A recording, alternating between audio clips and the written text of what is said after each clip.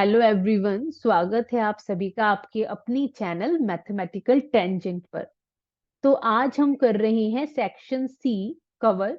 इससे पहले वाली वीडियोस में हम सेक्शन ए और इसी पेपर का सेक्शन बी भी कवर कर चुके हैं, जिसका लिंक मैं डिस्क्रिप्शन बॉक्स में डाल दूंगी। तो बिना टाइम वेस्ट किए स्टार्ट करते हैं question number 26 part A. Prove that sec theta into 1 minus cos theta into sec theta plus tan theta 1 minus sin theta equal to 1। देखिए, ये प्रूव वाला क्वेश्चन है, तो सबसे पहले हम लेफ्ट हैंड साइड उतार लेंगे। तो लेफ्ट हैंड साइड में हमें दिया हुआ है sec theta into 1 minus sine theta और दूसरे ब्रैकेट में है sec theta plus tan theta. सबसे पहले ऐसा करते हैं कि इन्हें साइन और कॉस में कन्वर्ट करते हैं। तो sec थीटा को लिखा जा सकता है 1 बाय cos थीटा। ये तो ऑलरेडी साइन थीटा में है, तो इसे ऐसे ही रहने दीजिए 1 माइनस साइन थीटा।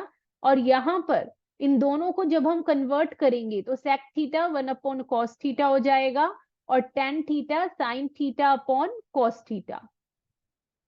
अब यहां पर तो 1 अपॉन cos थीटा रहेगा into 1 minus sine theta into, देखिए यहां पर जब हम एलसीएम लेंगे तो एलसीएम cos थीटा ही आना है और न्यूमरेटर भी 1 प्लस साइन थीटा ही रहेगा।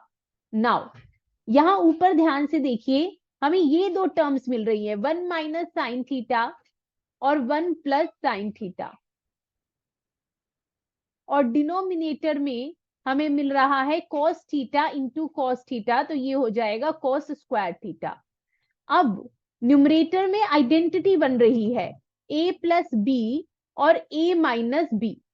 ये आइडेंटिटी क्या होती है? ए स्क्वायर माइनस बी स्क्वायर। ठीक है, यहां पर a 1 है तो 1 का स्क्वायर माइनस b क्या है? साइन थीटा, तो साइन थीटा का whole square upon cos square theta. So 1 minus sine square theta upon cos square theta. देखिए, हमने सबसे पहली जो ट्रिग्नोमेट्रिक आइडेंटिटी पढ़ी है इस चैप्टर में वो यही पढ़ी है कि sine square theta plus cos square theta equals to 1।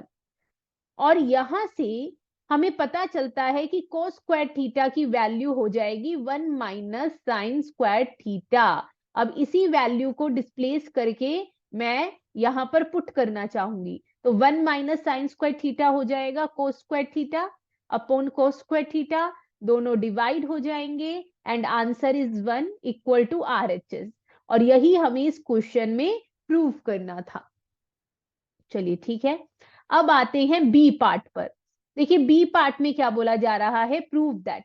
हमें LHS भी दिया हुआ है अलग से और आ है 1 plus sec theta the whole upon sec theta. तो हम क्या करेंगे, इन दोनों के नीचे ही सेक थीटा ले लेंगे, सबसे पहला स्टेप। अब जी ये तो 1 हो जाएगा, sec theta upon sec theta 1 plus 1 upon sec theta हम यहां पर देख पा रहे हैं। अब ध्यान से सुनिए, सेक थीटा और कॉस थीटा एक दूसरे के रेसिप्रोकल होते हैं, तो 1 अपॉन सेक थीटा को लिखा जा सकता है कॉस थीटा।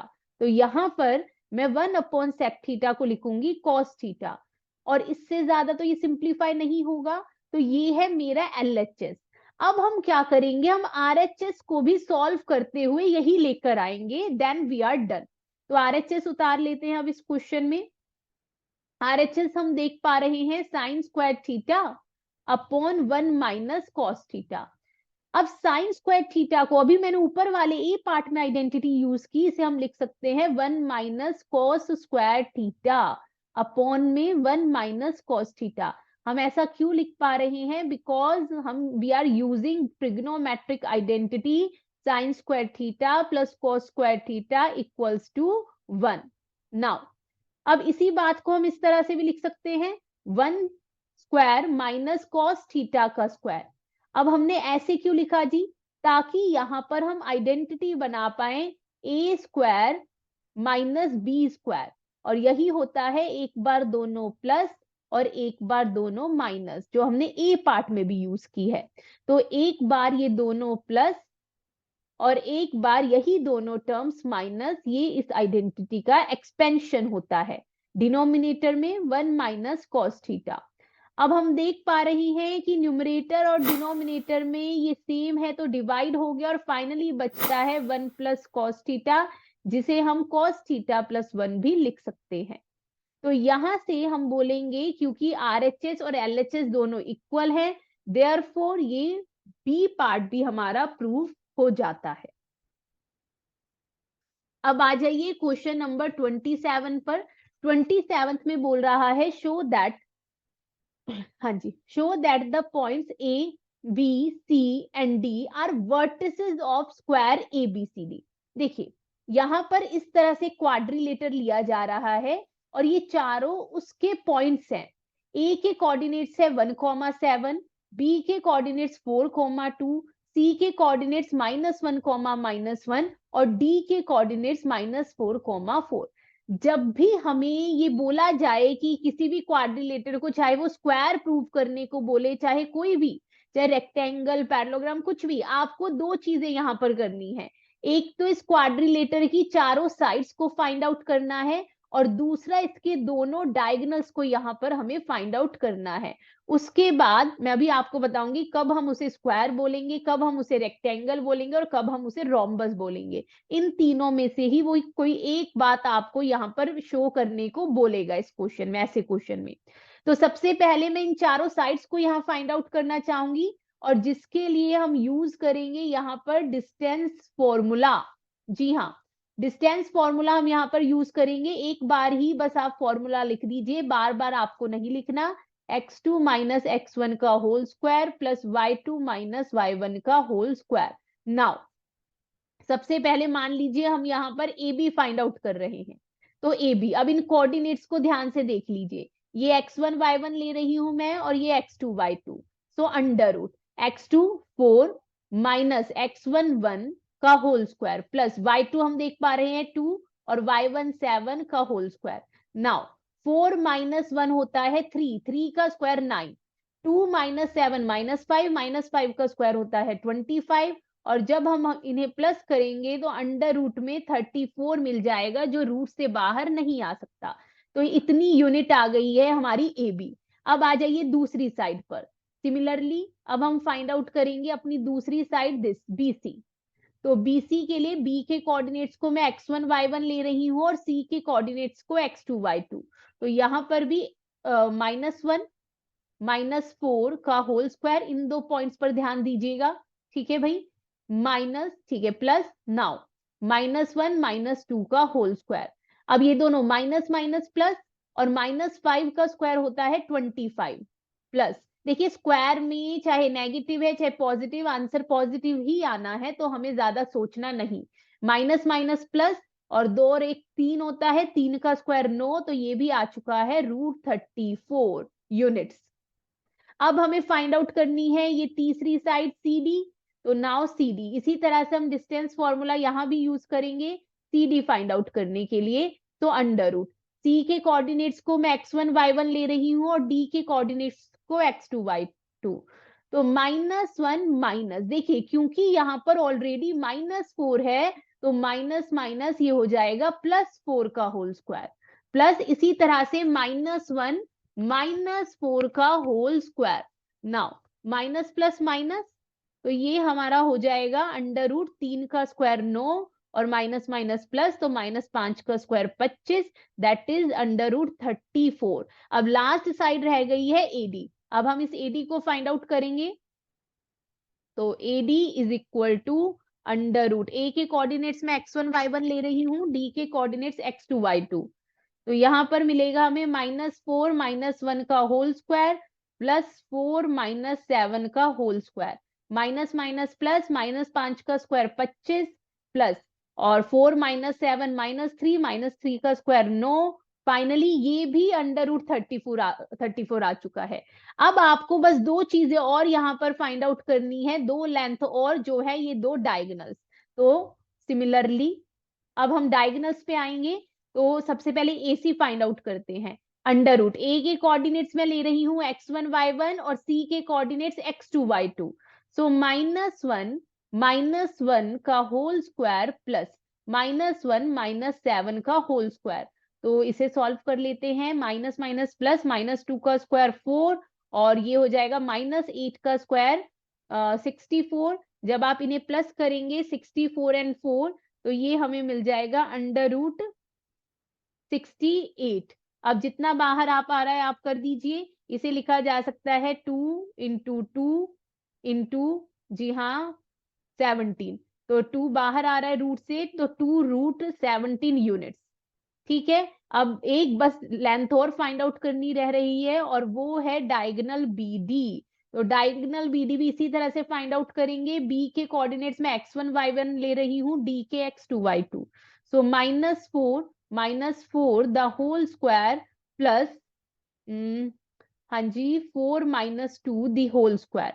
नाउ ये प्लस माइनस माइनस प्लस, -8 का स्क्वायर 64, 4 - 2 2, 2 का स्क्वायर 4, ये भी √68 ही आएगा। √68 का मतलब है 2√17 यूनिट्स। अब ध्यान से सुनिए, अब ये ABCD एक ऐसा क्वाड्रिलेटर है जिसमें सारी साइड्स, तो हमें बस अब एक लाइन और लिखनी है, since in ABCD all sides are equal, चारों की चारों साइड्स इक्वल है, ऑल्सो दोनों डायगोनल्स भी इक्वल है, डायगोनल्स आर इक्वल। और ये जो कैरेक्टरिस्टिक है, ठीक है, ये सिर्फ और सिर्फ स्क्वायर में होता है, therefore ABCD is a square. अगर यहीं पर वो हमें रेक्टेंगल प्रूफ करने को बोलता तो रेक्टेंगल में अपोजिट साइड्स इक्वल आती और डायगोनल्स इक्वल आते। यहीं पर अगर वो हमें रोम्बस प्रूफ करने को बोलता तो रोम्बस में चारों साइड इक्वल आती बट डायगोनल्स इक्वल नहीं आते। बट ध्यान से सुन लीजिए, तीनों ही केसेस में आपको साइड्स भी फाइंड आउट करनी है और डायगोनल्स भी फाइंड आउट करने हैं। चलिए आगे बढ़ते हैं क्वेश्चन नंबर 28 पर। Prove that the tangents drawn from an external point to a circle are equal in length। अब यहां पर पहले हमें डायग्राम बनाना पड़ेगा, डायग्राम के भी मार्क्स होते हैं, आप प्लीज ध्यान रखिएगा इस बात का। सबसे पहले तो एक सर्कल की बात हो रही है। अब कह रहा है एक्सटर्नल पॉइंट से इस सर्कल पर दो टेंजेंट्स ड्रॉ की जा रही हैं, तो ड्रॉ कर लेते हैं इस सर्कल पर। ओ सॉरी, हाँ जी, तो सबसे पहले यहां पर हम अपनी दो टेंजेंट्स ड्रॉ करेंगे। तो मैं कुछ इस, एक टेंजेंट मैंने इस तरह से ड्रॉ कर ली, ठीक है, और ये रही मेरी दूसरी टेंजेंट। तो ये हमने दो टेंजेंट सर्कल पर बना ली हैं। अब हम आते हैं अपने क्वेश्चन पर। तो मैं इस पॉइंट ऑफ कांटेक्ट को A नाम देना चाहूंगी, इसे B नाम, इस एक्सटर्नल पॉइंट को हम C नाम देते हैं और कहीं सेंटर भी होगा तो O। अब बोला जा रहा है प्रूव कीजिए कि एक्सटर्नल पॉइंट से इस सर्कल पर जो ये दो टेंजेंट्स ड्रॉ की गई है ये आपस में इक्वल होंगी। ये थ्योरम है जो हम इस चैप्टर में पढ़ते हैं, उसी का हमसे प्रूफ मांगा जा रहा है। इस चैप्टर में केवल, सर्कल्स चैप्टर में केवल दो ही थ्योरम्स हैं, एक ये थ्योरम, एक वो रेडियस परपेंडिकुलर होती है टेंजेंट के। अब यहां पर सबसे पहले गिवन टू प्रूफ, ठीक है, कंस्ट्रक्शन की जाएगी। कंस्ट्रक्शन क्या की जाएगी, मुझे कुछ लाइंस को यहाँ पर मीट करना पड़ेगा, मिलाना पड़ेगा। देखिए सबसे पहले तो C पॉइंट को हम सेंटर से ज्वाइन करेंगे, A पॉइंट को O से ज्वाइन करेंगे और B पॉइंट को भी सेंटर से ज्वाइन करेंगे। अब आप देख पा रहे हैं यहां पर दो ट्राइंगल्स नजर आ रहे हैं। अगर किसी तरह से ये दो ट्राइंगल्स कॉन्ग्रेंट हो जाते हैं तो CPCT से AC और BC इक्वल हो जाएगा। तो आप सीधा आइए in triangle CAO and triangle CBO। देखिए सबसे पहली इक्वालिटी हम देख पा रहे हैं, OA is equal to OB। क्यों, दोनों ही रेडियाई है, रेडियाई ऑफ सेम सर्कल, और रेडियाई आपस में, रेडियस आपस में इक्वल होती है, चाहे आप 2 बनाए चाहे आप 10 बनाए। नाउ सेकंड इक्वालिटी, यहां पर ये जो OC है ये दोनों ही ट्राइंगल्स में है, so OC is equal to OC common, ये साइड दोनों ही ट्राइंगल्स में कॉमन है। तीसरी इक्वालिटी, देखिए ध्यान से सुनिए, अब ये जो सेंटर से जा रही है इस टेंजेंट पर, ये रेडियस है, और रेडियस जो है वो पॉइंट ऑफ कांटेक्ट पर टेंजेंट के परपेंडिकुलर होती है। तो यहां से हम ये कंक्लूड कर सकते हैं अपनी जो third equality, that angle CAO is equal to angle CBO। Reason क्या है, because OA is perpendicular to AC and OB is perpendicular to BC, और इसका भी रीजन है since radius is perpendicular to tangent. ठीक है भाई, और यहां पर प्रूव हो जाता है therefore triangle CAO is congruent to triangle CBO। अब यहां पर क्राइटेरिया कौन सा बन रहा है, अगर हम ध्यान से देखें दोनों ट्राइंगल्स को, एक ये साइड दोनों में इक्वल है, एक ये साइड इक्वल है, और ये 90 डिग्री का एंगल, तो यहां जो क्राइटेरिया बन रहा है वो है RHS। ठीक है, तो therefore AC is equal to BC by CPCT, और यही इस क्वेश्चन में हमें प्रूव करना था। ठीक है भाई, अब आगे बढ़ते हैं, क्वेश्चन नंबर 28 हो गया, नाउ 29। हाँ जी, 29 में बोला जा रहा है if alpha beta are zeros of quadratic polynomial this. देखिए हमें क्वाड्रेटिक पॉलिनोमियल दिया है x² + 3x + 2, और अल्फा और बीटा इसके जीरोस हैं। ये जो क्वेश्चन आया है ये चैप्टर 2 में से आया है। तो सबसे पहले जब भी कोई पॉलिनोमियल दिया है और अल्फा बीटा की बात की जा रही है, आप दो चीजें निकालिए, एक सम ऑफ जीरोस और दूसरा प्रोडक्ट ऑफ जीरोस। हमें पता है यहाँ पर सम ऑफ जीरोस होगा -b/a। -b कौन है, x के साथ वाला नंबर, सो -3, और a है x² के साथ वाला नंबर 1, तो सम ऑफ जीरोस है -3। देखिए मैं रिकॉल करवा दूं आपको, किसी भी पॉलिनोमियल की स्टैंडर्ड फॉर्म होती है ax² + bx + c। तो x के साथ वाला b होता है, x² के साथ वाला a, और जिसके साथ कोई वेरिएबल नहीं वो c। अल्फा इंटू बीटा होता है C/A। तो यहां पर C है ये 2 और A तो 1 है, तो ये आ चुका है 1। नाउ फॉर न्यू पॉलिनोमियल, अगर मुझे कोई भी पॉलिनोमियल यहां पर बनाना है तो मुझे उस पॉलिनोमियल के जीरोस का सम और प्रोडक्ट चाहिए, तभी मैं पॉलिनोमियल फॉर्म कर पाऊंगी। तो यहाँ क्वेश्चन में हमें यही बोला गया है कि एक ऐसा पॉलिनोमियल बताइए जिसके जीरोस ये दोनों दिए गए हैं। तो सबसे पहले हम ऐसा करते हैं कि इनका सम फाइंड आउट करते हैं। सम दोनों को जोड़ दीजिए, पहला जीरो ही अल्फा प्लस बीटा है और दूसरा जीरो बीटा प्लस 1 है। सॉरी, पहला जीरो अल्फा प्लस 1 है, दूसरा जीरो बीटा प्लस 1 है, इन दोनों का निकालेंगे हम सम। तो अल्फा प्लस बीटा 1 + 1 2। नाउ यहां से हमें वैल्यूज को यूज करना है। अल्फा प्लस बीटा की वैल्यू -3 है, +2, तो ये जो नया पॉलिनोमियल बनाना है इसकी जीरोस का सम है -1। नाउ प्रोडक्ट ऑफ जीरोस, हमें दोनों चीजें चाहिए होती हैं नया पॉलिनोमियल या कोई भी पॉलिनोमियल फॉर्म करने के लिए, तो यहां पर भी हमें इनका प्रोडक्ट फाइंड आउट करना पड़ेगा। कैसे सॉल्व करेंगे, पहले अल्फा को इस पूरे से मल्टीप्लाई, देन 1 को इस पूरे से multiply. Now alpha beta plus alpha plus beta plus 1। अब क्वेश्चन में देखिए अल्फा बीटा की हम वैल्यू फाइंड आउट कर चुके हैं 2, तो यहां पर हम 2 रखेंगे। अल्फा प्लस बीटा की भी वैल्यू हमारे पास है -3 + 1। अब सॉल्व कर देते हैं, 2 + 1 3 plus minus -3 0। Product of zeros zero ही है। अब हम फाइंड आउट करेंगे जो उसने पॉलिनोमियल बोला है। तो कोई भी नया पॉलिनोमियल किस तरह से बनता है, तो पॉलिनोमियल हमारा इस तरह से बनता है x² minus sum of zeros into x plus product of zeros. तो x² minus sum of zeros हमारे पास है -1 इंटू एक्स, और प्रोडक्ट ऑफ जीरोस देख लीजिए ये हमारे पास है 0। तो जो पॉलिनोमियल है वो है x² + x। ये हमारा इस क्वेश्चन में फाइनल आंसर होगा। ठीक है, चलिए आगे बढ़ते हैं, क्वेश्चन नंबर 30। हाँ जी, क्वेश्चन नंबर 30 में बोला जा रहा है prove that 3 + 7√2 is irrational number given that √2 is an irrational number। ठीक है, हमें बोला गया है √2 इरेशनल है, लेकिन प्रूव कीजिए कि 3 + 7√2 एक इरेशनल नंबर होगा। तो यहां जो हम मेथड यूज करेंगे वो है मेथड ऑफ कॉन्ट्राडिक्शन। झूठ, ये सच साबित करने के लिए हम सब लेंगे झूठ का सहारा। झूठ क्या, हम ये मान लेंगे यहाँ पर कि लेट 3 + 7√2 जो है वो एक रेशनल नंबर है, रेशनल नंबर।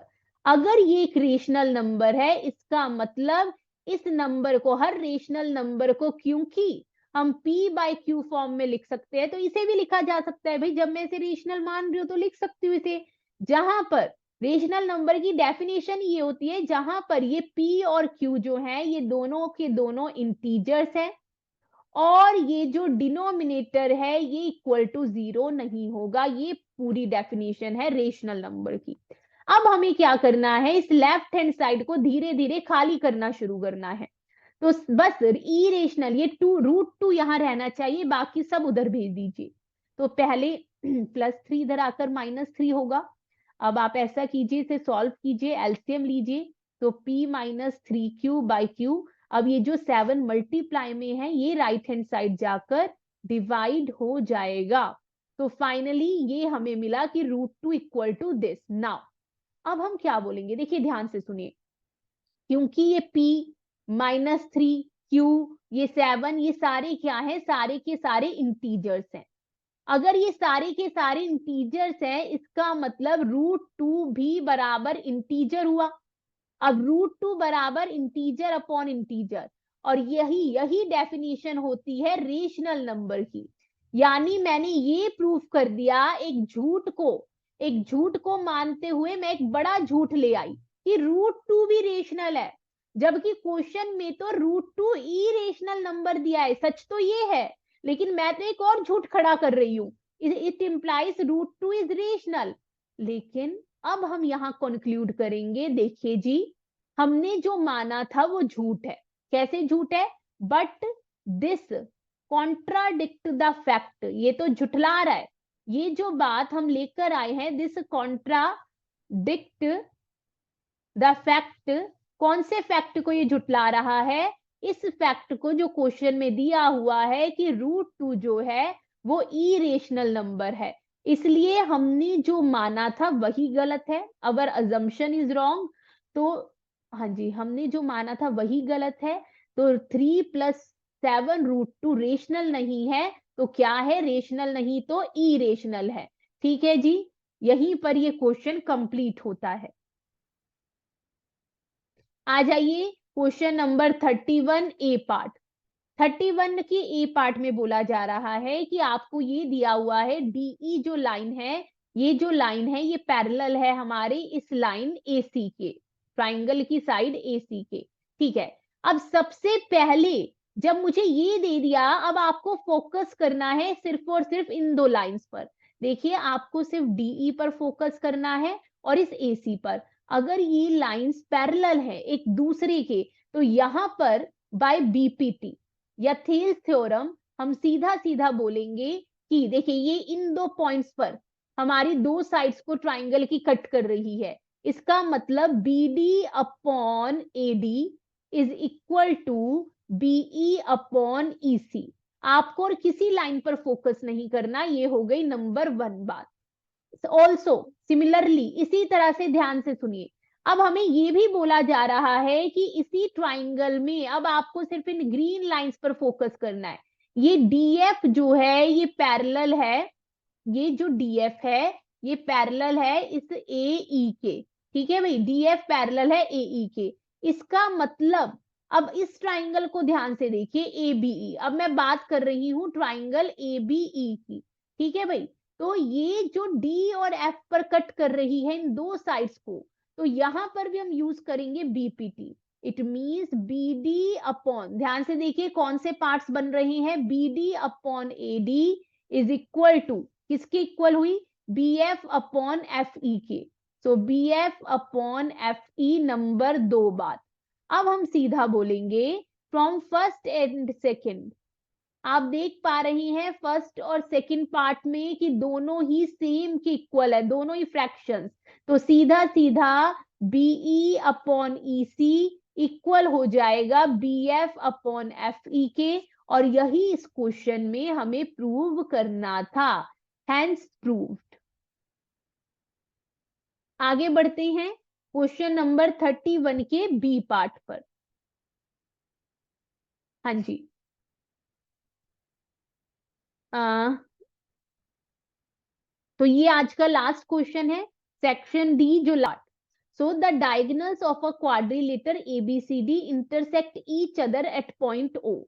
ये दोनों डायगोनल्स एक दूसरे को O पॉइंट पर कट कर रही हैं, सच दैट हमें ये दे दिया कि AO अपॉन BO, ध्यान से देखिए कहां पर ये साइड्स बैठी हैं, AO upon BO is equal to CO upon OD। Basically इन डायगोनल्स के फ्रैक्शन लिए गए हैं, इन डायगोनल्स का रेशियो लिया गया है और ये इक्वल है।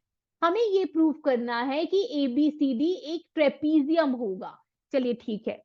अब सबसे पहले मुझे एक बात बताइए, अगर AO अपॉन OB है तो मैं इसे इस तरह से इन दोनों की अल्टा पल्टी कर सकती हूँ, इसे ऊपर और इसे नीचे भेजा जा सकता है, बिल्कुल भेजा जा सकता है। तो यहां से हमें मिल जाएगा, अच्छा मैंने ऐसा क्यों किया वो भी अभी आपको पता चलेगा, AO upon BO sorry AO upon CO is equal to BO upon OD। देखिए अब आ जाइए आप जरा इन दो ट्राइंगल्स में, ट्राइंगल COD में, तो हम आ जाते हैं in triangle COD and triangle AOB। सबसे पहले तो ये एंगल जो है वो इस एंगल के इक्वल है, दो लाइंस जो है वो एक पॉइंट पर मिल रही हैं, इसका मतलब कि ये दोनों एंगल्स जो हैं ये वर्टिकली अपोजिट एंगल्स है, इसलिए आपस में इक्वल होंगे। अब हम उठाएंगे ये जो हम लेकर आए हैं ऊपर, AO अपॉन OC, ध्यान से देखिए AO इस ट्राइंगल की साइड है और OC इस ट्राइंगल की साइड है, is equal to OB upon OD। Similarly OB इस ट्राइंगल की साइड है और OD इस ट्राइंगल की साइड है, तो यहां हम लिख देंगे फ्रॉम फर्स्ट। अब यहां हम देख पा रहे हैं कि इन दो ट्राइंगल्स में, ट्राइंगल नीचे वाला और ये जो ऊपर वाला है, साइड्स का रेशियो इक्वल है और इनके बीच में आने वाले ये दोनों एंगल्स भी इक्वल हैं। इसका मतलब ये जो दोनों ट्राइंगल्स हैं ये आपस में सिमिलर होंगे।